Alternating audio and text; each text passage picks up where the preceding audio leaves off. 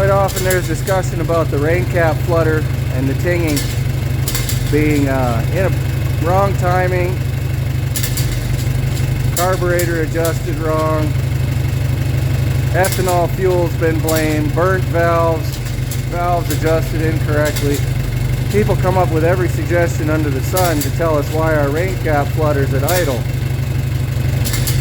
These tractors were made to work, not idle. If I put it under load, it will smooth right out.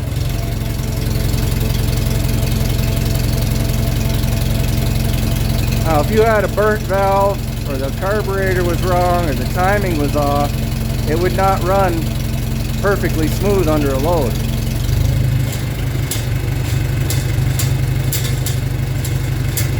They're just made to work.